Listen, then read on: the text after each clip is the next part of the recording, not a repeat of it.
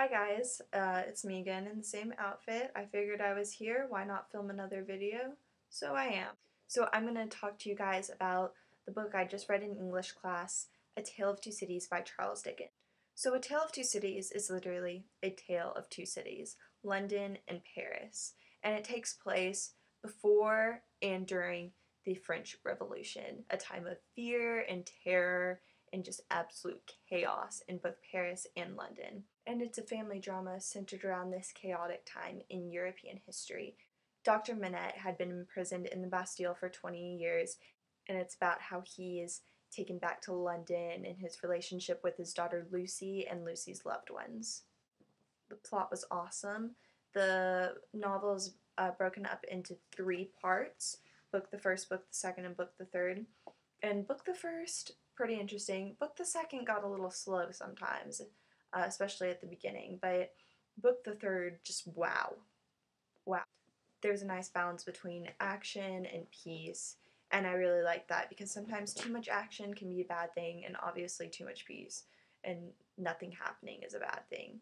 So I really like that on Charles Dickens' Spot. I love the ending, but we'll get into that at the end of the video.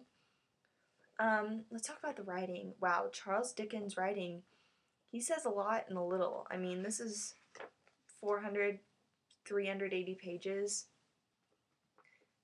So, I mean, it's a fairly average sized book, but he gets a lot in there, doesn't he?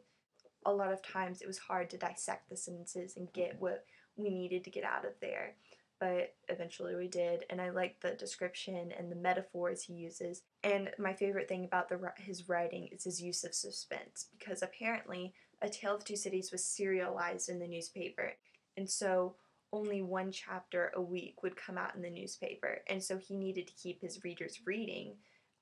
So at the end of every chapter, he does a really good job of making the reader want to keep on reading. Now let's talk about the characters. These are some complex, crazy characters. Madame Defarge is a mad woman and insane, and I hope I never ever meet someone like her. Miss Pross is awesome. Really liked her. She had a great character arc. And so did Dr. Manette. I loved his growth as a character, um, and just the actions that he does to redeem himself. Lucy, not much of a character arc going there. Didn't really, you know, she was kind of whiny and didn't really do much. But my favorite character was Sydney Carton.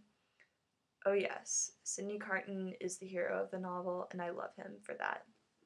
So all in all, I give this book 5 stars out of 5, and it was amazing, and everyone should read it. Even if you're a little intimidated by it, I would definitely read it. It's so good, so worthwhile, and it's a great book to talk about at cocktail parties because you can say you read some Charles Dickens. Alright, so if you've read the book and you want to hear what I have to say about spoilers parts, then stick around. Or if you don't want to hear about spoilers, then go away. Or if you haven't read the book and you still want to hear about spoilers, then stick around too. I don't really care. We'll just give the spoiler-free people a few moments. Okay, so that ending. I was literally freaking out, hyperventilating, crying the entire ending. Sydney Carton's sacrifice of himself for Lucy is the most noble thing anyone could ever do, and my heart breaks for him because he just laments about how he has nothing to live for and he isn't worth anything, and then he ends up saving all of these lives, and he's worth everything in the end, and I I can't even believe that he would do that. And even you anticipate the ending. You know it's going to happen. You just know it's coming. But even so, I feel like that just makes it even more gut-wrenching and just devastating. And that's all I really have to say about that. Um, Sydney, I love you. Also, another character I love, Miss Pross. That fight that she had with Madame Defarge was awesome, and I wish that I could see that play in a movie. I am going to watch the movie, by the way. But that's just awesome, and her sacrifice for Lucy of her hearing and potentially her life, that was awesome too. But I really don't think Lucy deserves it. Sorry, she's whiny. But that's all I have to say about that. So thanks guys for listening to this, and I hope you all have a great day. Bye.